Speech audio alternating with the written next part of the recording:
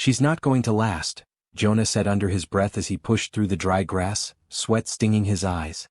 The radio on his chest kept buzzing, but he barely noticed. His eyes were locked ahead. There, less than 200 feet away, a small elephant calf staggered into the open. She was young. Too young to be alone. Her steps were uneven. One back leg dragged through the dust, leaving a dark trail behind her.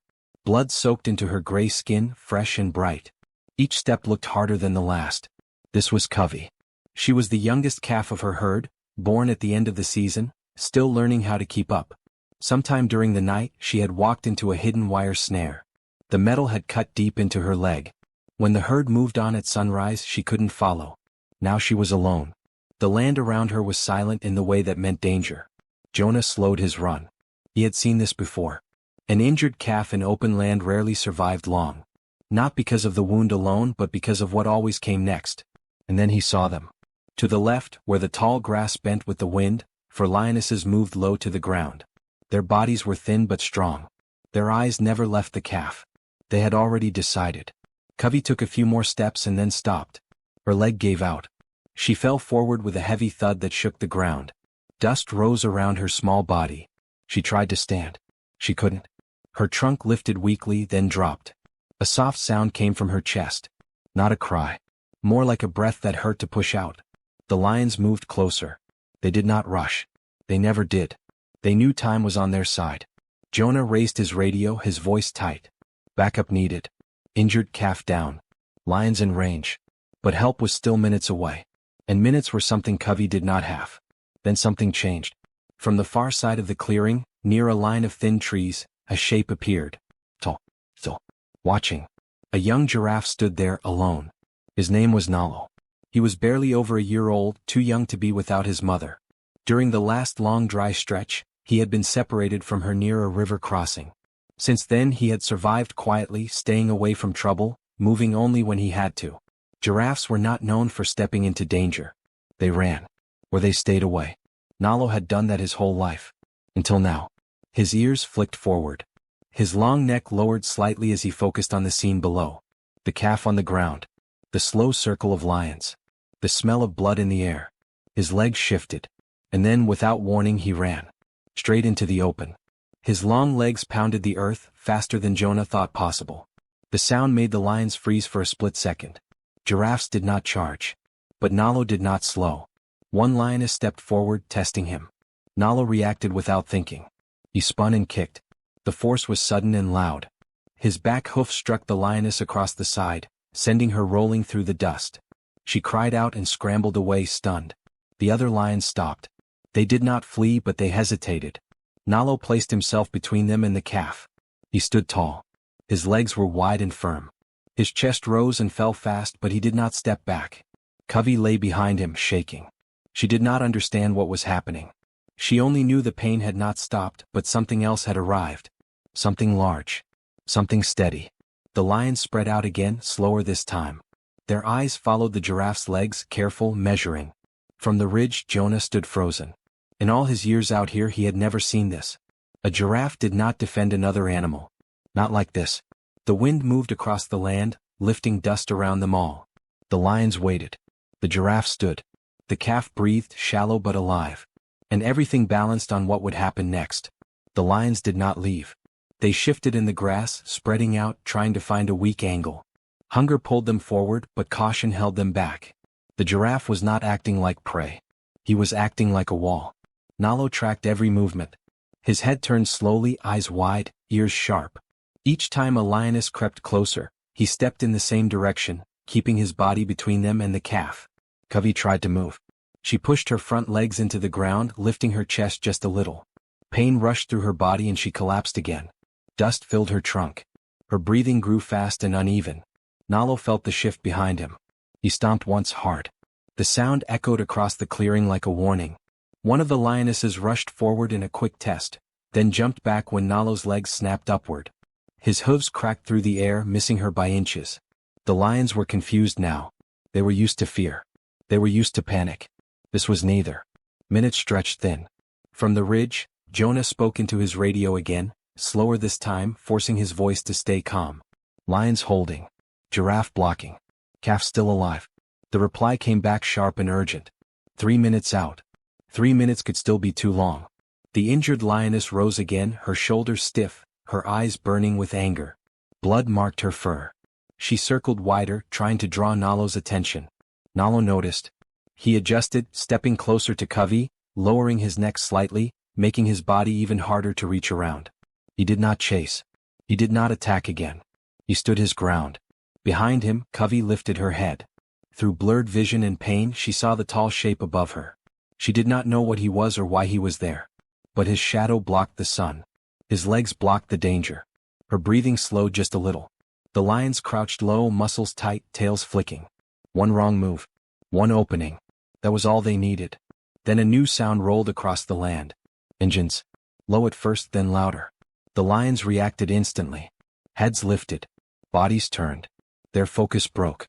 A vehicle came over the rise, slow but steady, dust trailing behind it. Jonah ran forward, waving his arm to guide it in. The lions backed away step by step. Not afraid but unwilling to risk more injury. One by one they melted back into the grass. The injured lioness was the last to go. She stopped once, staring at the giraffe. Then she turned and disappeared. Nalo did not move. Not until the land was quiet again. Only then did he lower his head and look behind him. Covey was still breathing. Jonah reached them, heart pounding. He dropped to one knee beside the calf. The wound was bad. Worse than he thought. But she was alive. The vet team rushed in, working fast. Hands moved with care. The bleeding slowed. Medicine went in. All the while Nalo stood nearby. He did not interfere. He did not flee. He watched. When they lifted Covey onto a stretcher, her eyes fluttered open. For a moment, her trunk lifted weakly toward the giraffe. Nalo leaned in just enough to touch his face gently near her head. Then he stepped back. As the vehicle pulled away, carrying the calf toward safety, Nalo stayed where he was. He watched until the dust settled and the sound was gone. Then he turned and walked into the tall grass. Jonah stood there long after, knowing he had just seen something that would be hard to explain. And harder to forget. Covey woke under shade. Her body felt heavy. Her leg burned and throbbed, wrapped tight in clean cloth. The sharp smell of medicine filled the air. She tried to move and stopped when the pain answered back. She was not on the open land anymore. Soft sounds surrounded her. Footsteps. Low voices. The gentle clink of tools. She was safe, though she did not yet understand why. The people moved carefully around her, checking her wound, watching her breathing. The wire had cut deep, but it had been removed in time. Infection had not yet taken hold. That single fact had saved her life. Jonah stood nearby, arms crossed, eyes tired but alert. "She's strong," one of the vets said quietly. "But it'll take time." Time was something they were willing to give. What none of them expected was what happened later that day. As the sun dropped lower, a shadow appeared beyond the outer fence. So, Jonah noticed first. He stepped closer to the gate and felt his chest tighten. The young giraffe stood just beyond the boundary, facing the enclosure. He did not try to enter. He did not wander. He simply stood there, watching. The vets gathered beside Jonah, silent. "He followed us," someone whispered. Nalo did not move all night. When Covey stirred in her sleep, shifting with discomfort, the giraffe shifted too. When the wind changed, he adjusted his stance. He stayed close enough to see her, far enough not to cross the line. The next morning he was still there. And the next. They expected him to leave. Giraffes did not wait. They moved with the land, with food, with water. But Nalo stayed. By the third day Covey noticed him. She lifted her head and saw the tall shape beyond the fence. Her ears twitched. Her trunk lifted slightly, reaching without knowing why. Her heart rate slowed. Her breathing eased. The vets noticed the change. "She's calmer when he's there," one of them said. Jonah nodded. He had noticed it too. They made a choice that morning. They opened the outer gate. Not wide. Just enough. Nalo stepped through slowly, careful with every move. He stopped at the edge of Covey's space and lowered his head. He did not touch her. He did not crowd her. He was just there. Covey leaned her head toward him as far as she could. The space between them felt smaller than it was. Something passed that did not need sound. From that day on it became routine. Every morning Nalo arrived with the light. Every evening he stayed until the sky turned dark. Covey healed slowly. The swelling eased. The fever broke. She began to eat on her own. When she stood for the first time, her legs shaking, she moved toward the fence. Toward him. The people around them stopped working and watched. No one spoke. Because there was nothing to explain. Something real was happening. And none of them were ready for what it would become. Weeks passed and Covey grew stronger. Her steps became steady. Her eyes grew bright again. The calf who once lay bleeding in the dust now walked the length of her space with confidence. She played with loose branches. She kicked at the dirt.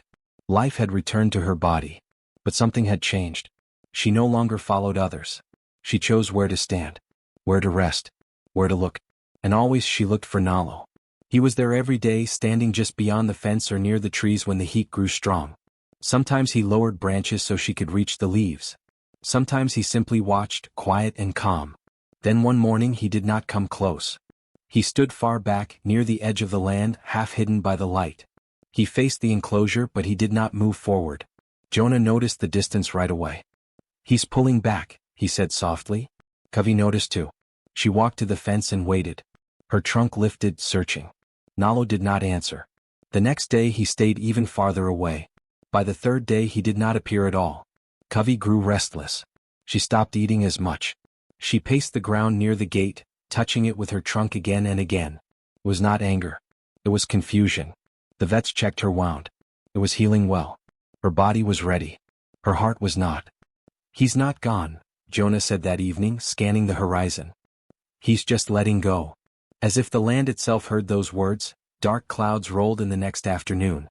The air grew heavy. Wind rushed through the trees. A sudden storm broke open the sky. Rain came hard and fast. In the chaos of securing the grounds, a latch shifted. Covey felt it. She pushed. The gate opened. She did not hesitate. She ran. Jonah saw her just as she vanished into the rain. He shouted, but the wind swallowed his voice. The team jumped into the vehicle and followed, moving slow through mud and water. Out in the open land, Covey ran with purpose. Her leg held. Her strength did not fail her.